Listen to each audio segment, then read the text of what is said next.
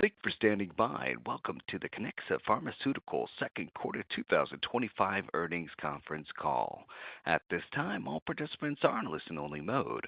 After the speaker's presentation, there will be a question-and-answer session. To ask a question during this session, you'll need to press star 11 on your telephone. If your question has been answered and you'd like to remove yourself from the queue, simply press star 11 again. As a reminder, today's program is being recorded. And now I'd like to introduce your host for today's program, Jonathan Kirschenbaum, Investor Relations. Please go ahead, sir. Thank you, Operator. Good morning, everyone, and thank you for joining Kiniksa's call to discuss our second quarter 2025 financial results and recent portfolio execution. A press release highlighting these results can be found on our website under the Investors section. As for the agenda for today's call, our Chief Executive Officer, Sanj K. Patel, will start with an introduction and overview of our business. Ross Moat, Kiniksa's Chief Commercial Officer, will provide an update on ARCALYST commercial execution. Then Mark Ragosa, our Chief Financial Officer, will review our second quarter 2025 financial results. Finally, Sanj will share closing remarks and kick off the Q&A session, for which John F. Paolini, our Chief Medical Officer, and Eben Tessari, our Chief Operating Officer, will also be on the line. Before getting started, please note that we will be making forward-looking statements today that are subject to risks and uncertainties that may cause actual results to differ materially from these statements. A review of such statements and risk factors can be found on this slide, as well as under the caption Risk Factors contained in our SEC filings. These statements speak only as the date of this presentation, and we undertake no obligation to update such statements except as required by law. With that, I will turn it over to Sanj. Thanks, Jonathan, and good morning, everyone. I'm happy to review Kiniksa's second quarter financial results and the highlights across our portfolio. Kiniksa continues to build upon the strength across our business, which is driven by both our commercial execution with ARCALYST and our pipeline development programs, including KPL-387. ARCALYST continues to generate strong revenue growth. Our continued execution across key commercial drivers and increased penetration across the recurrent pericarditis population led to a net revenue of $156.8 million in the second quarter. This represents a growth of $19 million over the first quarter. In just over 4 years since the launch of ARCALYST, as the first and only FDA-approved therapy for recurrent pericarditis, Kiniksa has generated over $1 billion in cumulative net sales. Surpassing this milestone is a result of our effective commercial strategy and our team, who work relentlessly to bring this highly efficacious therapy to thousands of patients suffering from this debilitating disease. Kiniksa is well positioned to continue maximizing the potential of ARCALYST. For full year 2025, we're raising our ARCALYST net sales guidance to between $625 and $640 million, from $590 to $605 million. Importantly, growing ARCALYST revenue continues to support our robust balance sheet, providing capacity for continued investment in value-creating opportunities across the business without the need to access the capital markets. Turning to our pipeline, we've now initiated and have begun recruiting in the phase 2/phase 3 clinical trial of KPL-387 in recurrent pericarditis. This next slide highlights the design of the phase 2/phase 3 clinical trial. In designing this study, we've leveraged our experience with RHAPSODY, which was the successful phase 3 pivotal trial supporting FDA approval of ARCALYST in recurrent pericarditis. This study consists of 3 overlapping parts, which have been combined into a single protocol: the phase 2 dose-focusing portion, the phase 3 double-blind, placebo-controlled pivotal portion, and the long-term extensions. We're now recruiting patients in the dose-focusing portion of the study and expect data in the second half of next year. From there, we'll continue to move as fast as possible, and our goal is to deliver this treatment option to patients in the 28-29 timeframe. Thanks to the excellent work of our teams, Kiniksa is the leader in recurrent pericarditis. Importantly, we are committed to driving additional innovation for these patients and maintaining our leadership position.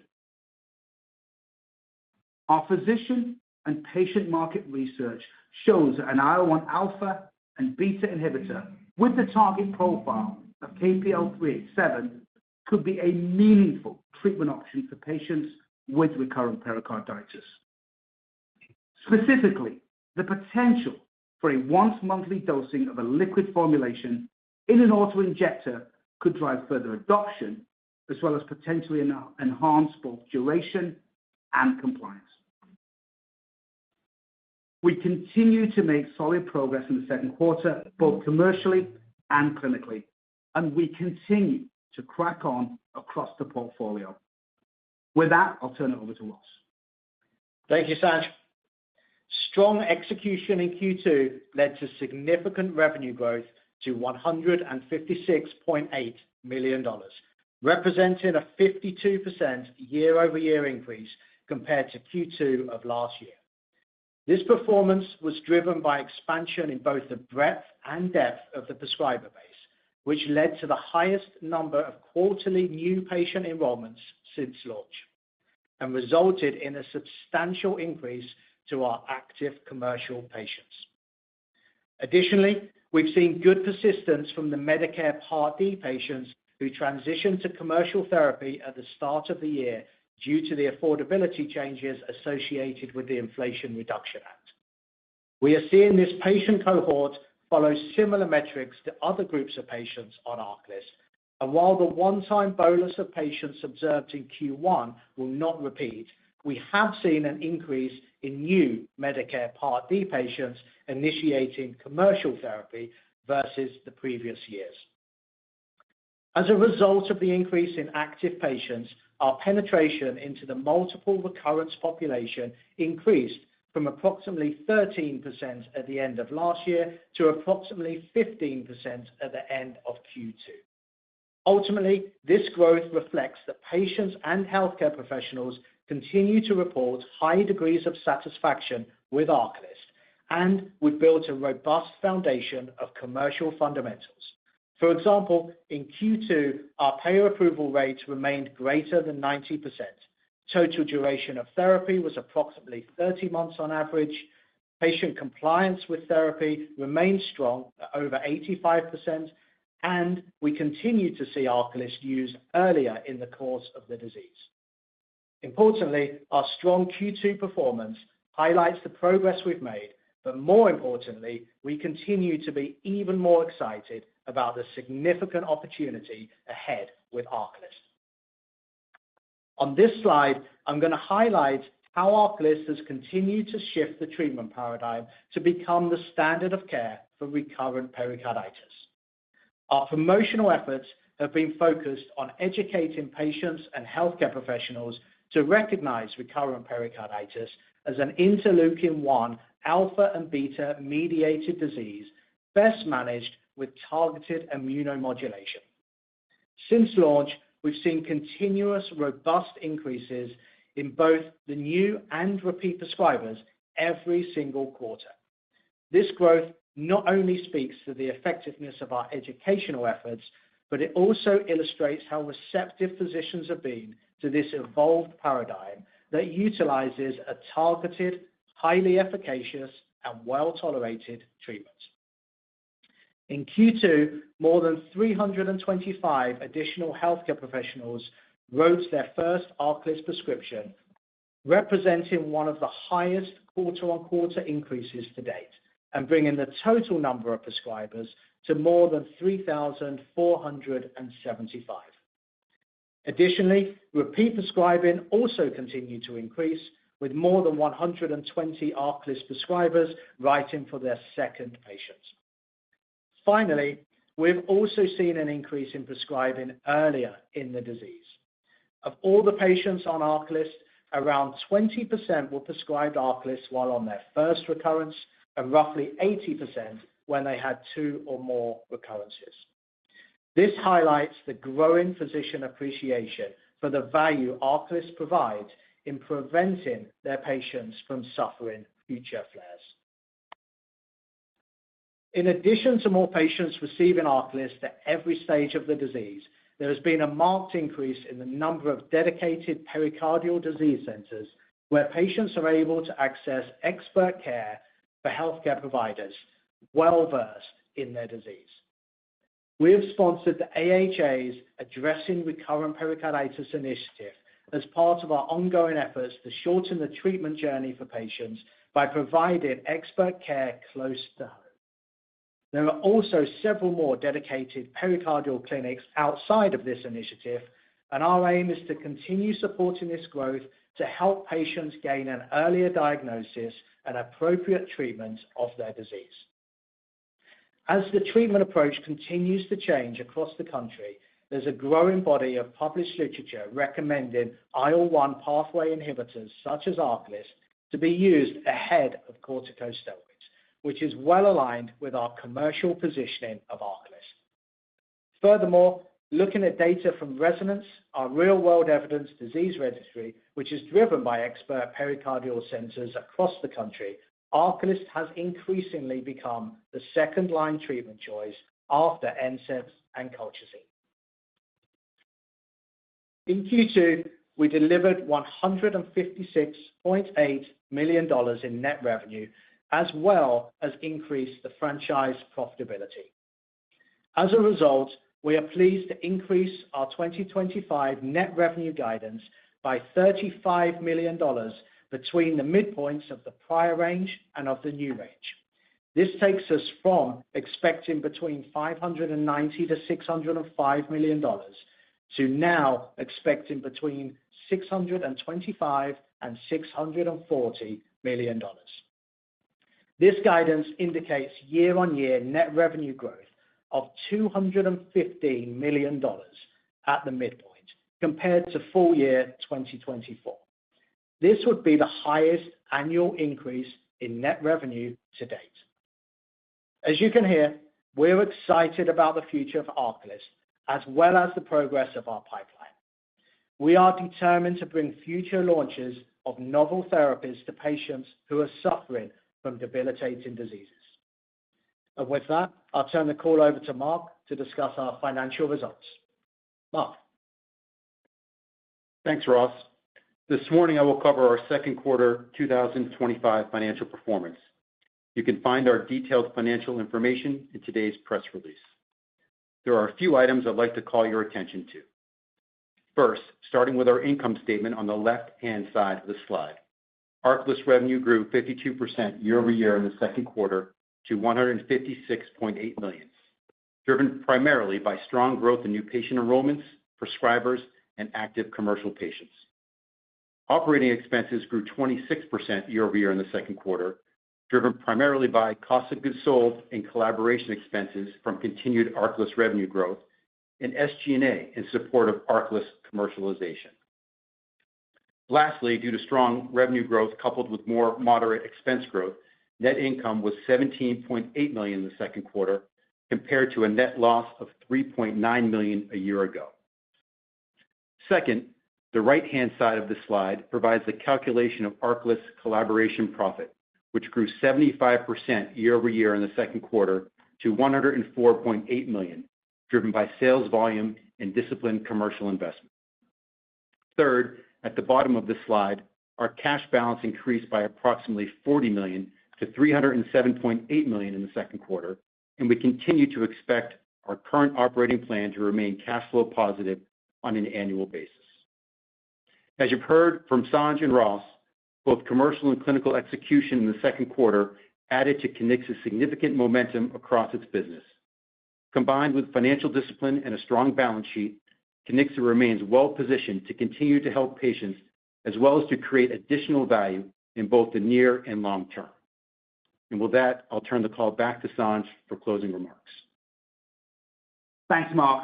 As you've heard, Kiniksa continues to execute both clinically and commercially and is well positioned to build significant future value. We are dedicated to helping as many patients as possible with ARCALYST and to advancing the development of our clinical portfolio, which includes KPL-387, the liquid formulation IL-1 receptor antagonist, which has a target profile of monthly dosing.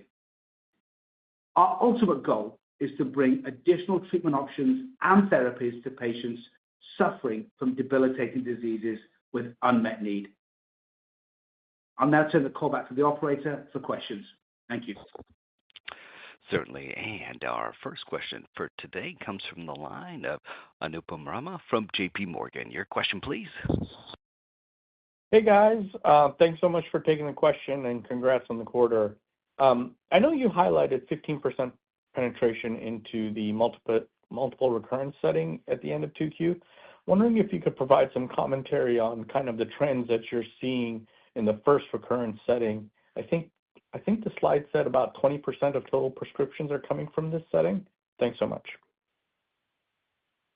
Yeah, thanks very much, Anupam. This is Ross. Thank you for the question. So you're right that in the 2+ recurrence group, as a reminder, that's the 14,000 patient population in any given year.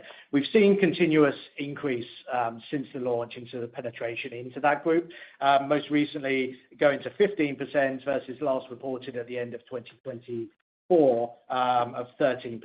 So seeing some nice increase within that group, and that remains, our key target base. That's the patient groups who are, suffering the most, have the highest burden of the disease, also most closely aligned with the data in Rhapsody as well. But we've also seen, as the treatment paradigm has changed over time, significant growth earlier on in the disease. So those patients are still very much within label, the broad label that we have just for recurrent pericarditis, agnostic to the number of flares. And there's an additional group of 26,000 patients in that first recurrence group, which is a significant opportunity for us. And I think what we're seeing now, with around 20% of all the ARCALYST patients that were prescribed the drug when they were on their first recurrence, is greater confidence, familiarity, knowledge of how to prescribe, how to look after patients while they're on ARCALYST, and just greater comfort overall for healthcare professionals, having greater experience with the drug and having seen the impact that it has on patients in the real-world setting to utilize this drug earlier on in the disease. I think as well as, an increase in understanding that recurrent pericarditis is a disease which is mediated by interleukin-1 alpha and beta, and in order to control that disease and prevent future flares, patients having to needlessly suffer those future flares, the utilization of an inhibitor of interleukin-1 alpha beta that's very well tolerated with high efficacy is being very well received by both patients and healthcare professionals. So we're pleased to see an increase across the whole population, which is a total of 40,000 patients in totality when you include the first recurrence on top of the 2+ recurrence groups. Thanks so much for taking our question. Thank you. And our next question comes from the line of Jeff Meacham from Citi. Your question, please. Hey, guys. Thanks for the question. I just want to, follow up on Anupam's question. When you look at the patients who've dropped off, maybe over, say, the past year or so, was the dosing frequency a big driver? I'm trying to get a sense for, what the new start outlook could be for 387. And I'm under the assumption that you'll have a pretty good switch rate as well, looking from ARCALYST. Thank you. Thanks, Jeff. So, we're seeing the patients, continuing to stay on therapy for quite some time. We're seeing an average of 30 months in total. Patients are also, pretty compliant to therapy overall at 85% or more. And patients are, reacting very well while on ARCALYST. So, we're pleased about that, and we believe that there's a significant opportunity ahead for ARCALYST as we continue to switch on, more and more physicians, And when you take the penetration numbers of 15%, I think that shows that we've had good growth up until this moment in time, but the opportunity ahead is significant, and that's without taking into account the first recurrence patients. So we're very focused on continuing the growth of ARCALYST. Maybe I'll pause there. Sanj, you want to comment on 387? Yeah, no, thanks, Jeff. I mean, obviously, we're very excited about 387, and we are definitely cracking on as far as the phase 2, phase 3 study is concerned. Obviously, that'll be data dependent, but clearly we've shown we know how to commercialize in this space. We've developed an awful lot of great contacts and relationships with physicians, so that'll be key, but ultimately depend on data. But we certainly know how to do it, and as I said, we've leveraged a lot of the learnings we had from Rhapsody and from ARCALYST earlier on, so we'll continue to keep working on it. Okay. Thanks, guys. Thank you. And our next question comes from the line of Paul Choi from Goldman Sachs. Your question, please. Hi. Thanks, everyone. Good morning and congrats on the quarter. My first question is, just given the pace of growth here, how do you think about potentially further expansion of the sales force and/or some sort of larger form of marketing/DTC to continue to expand awareness and drive penetration? And my second question is, with 387, how are you thinking about potential in-office utilization in the future as part of the paradigm? Do you envision this potentially being more administered in office, and just how you're thinking about self-administration versus physician administration down the road here? Thank you very much. Thanks, Paul. This is Sanj. Maybe I'll make a few comments and pass over to Ross if he has anything to add. But yes, very excited about the growth that we've had in ARCALYST, without a doubt. And as far as the sales force is concerned, obviously, as we've always said, we do an awful lot of analytical work on what the right sizing is, looking at the territories. And we've done that, as you know, since launch just over 4 years ago. And as you've heard in the past, we have increased that. So at the moment, really, we've not made any comments as to exactly what we've done on the size of it. Last reported was around 85. We're certainly continuing to look at what's needed as far as growth is concerned, but I think they're being utilized incredibly well. And as far as DTC and other things, clearly our marketing groups had a great impact in the launch so far. But we certainly don't rest on our laurels. We're certainly looking at, in addition to what we've done as far as the sales force is concerned and our existing materials and disease education, physician education, we continue to look at other ways. I'm sure Ross can go into more detail, but we've certainly got a massive focus on digital marketing and looking at other ways we can really apply sort of not just the metrics, but also some of the new technologies that are out there to identify patients that are very much in need. So it's a very exciting area for us. As you can see, it's still growing. There's an awful lot more we can do. We certainly are tapping into that in the future. But maybe, Ross, you can comment on how we're looking at marketing and expanding our efforts there. Yeah, absolutely. Thanks, Sanj, and thank you, Paul. I think the key thing here on top of what Sanj said is we're an organization that never rests on our laurels. We're quite happy with how the launch has gone to date, but we have so much more to do as an organization. And yeah, we've got to be very innovative in our approach, constantly evolving and refreshing what we do and finding better ways of doing things. And as we get more and more into this market and increase our understanding of the market, we find that we can get more effective over time as we just have greater understanding. The utilization of newer technologies is also important to us. We have looked at utilizing AI in our targeting strategy and in a variety of different digital marketing environments. And that's proven very successful for us. And we haven't shared great detail on that, but we're utilizing a lot of new technologies now, which is really paying dividends and helping us to get out there to physicians and to patients and making a difference in this marketplace. So we constantly evolve and look at new ways of doing things to get better and better over time. To the second part of your question, Paul, regarding in-office versus outpatient use, the vast majority of ARCALYST is in outpatients under pharmacy benefits. With KPL 387, obviously, as Sanj said, everything is data dependent, and we'll see as we progress further, but with a target profile of monthly and in a liquid formulation with the potential to go to an auto-injector, That also plays nicely into where the patients are, which is ultimately not wanting to be in hospital, suffering from this disease, but being treated appropriately and kept at home and preventing flares and preventing them going into hospital for the future. So whether that precipitates a change in kind of in-office versus outpatients and patient administered in their own home is to be seen, but we don't see a substantial call for in hospital utilization. Okay, great. Thank you for taking our questions. Thank you. And our next question comes from the line of Eva Fortea from Wells Fargo. Your question, please. Good morning. Congrats on the quarter, and thanks for taking our questions. Two quick ones from us.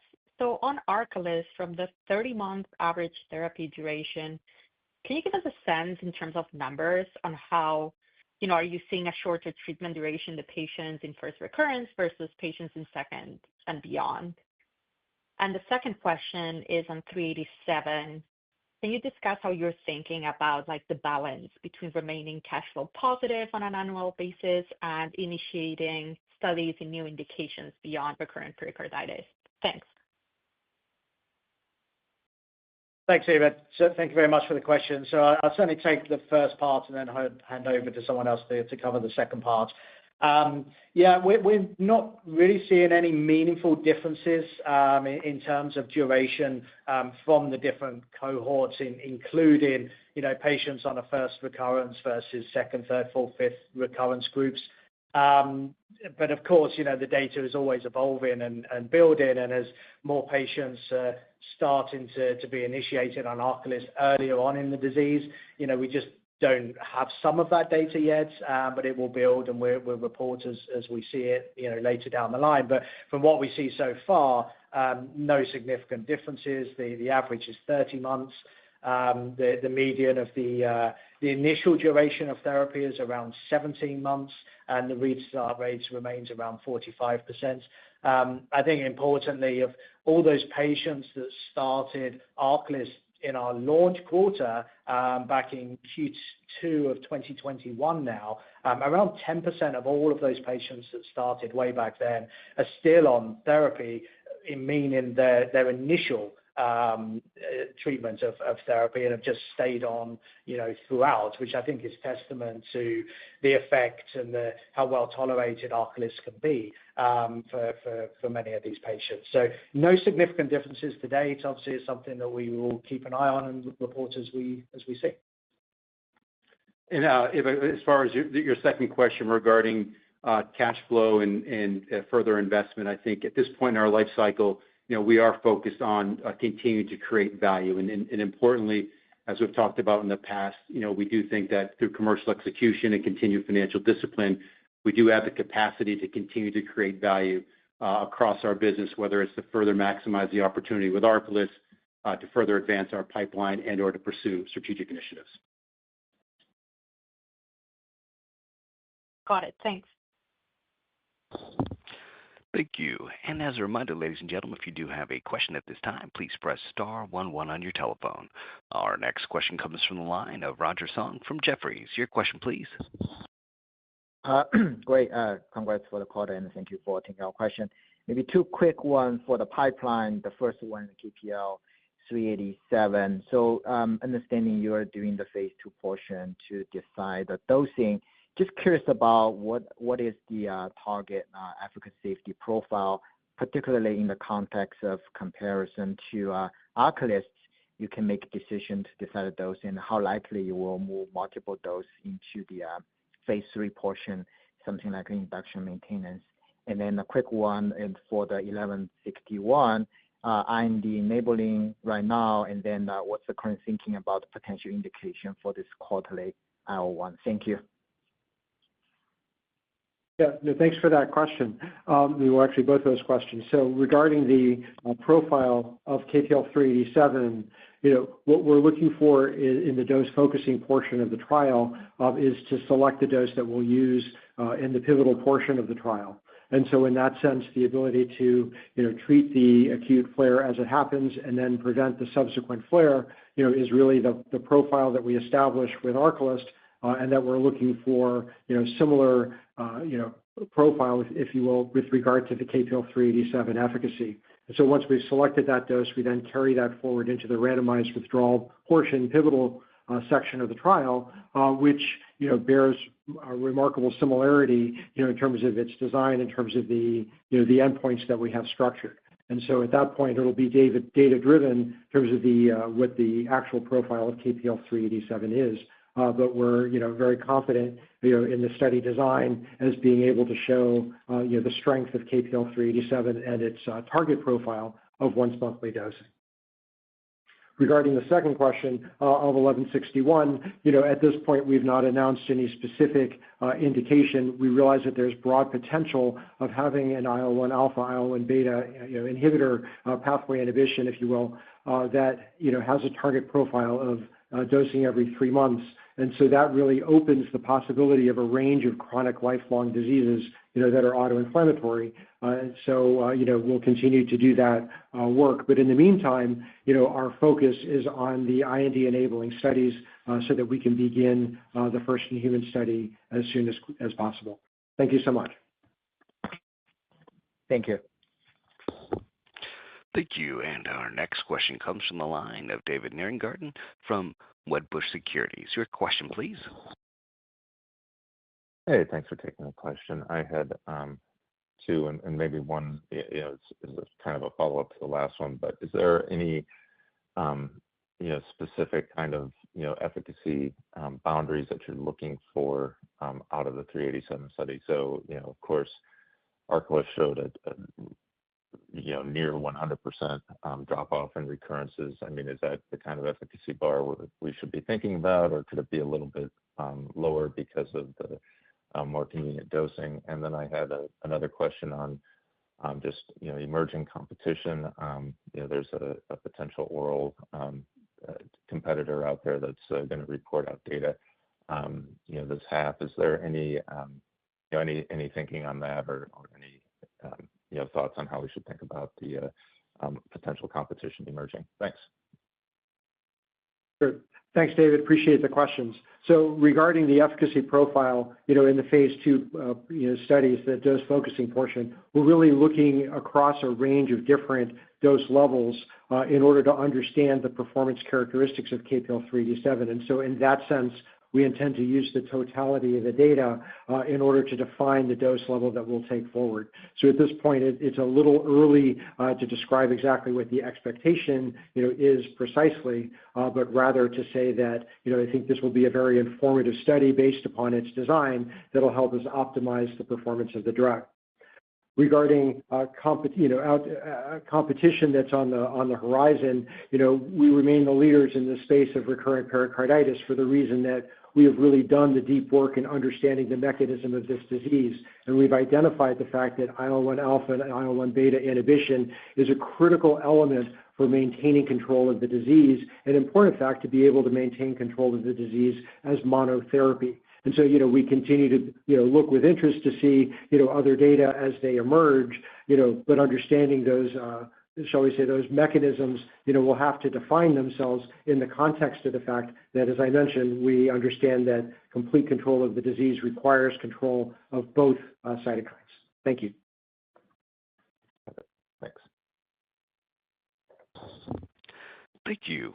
And this does conclude the question and answer session of today's program. I'd like to hand the program back to Sanj Patel for any further remarks. Thank you, operator, and thanks everybody for the questions and joining the call today. We look forward to the remainder of the year and to providing additional opportunities and updates in the future. So very excited, and thank you very much. Thank you, ladies and gentlemen, for your participation in today's conference. This does conclude the program. You may now disconnect. Good day.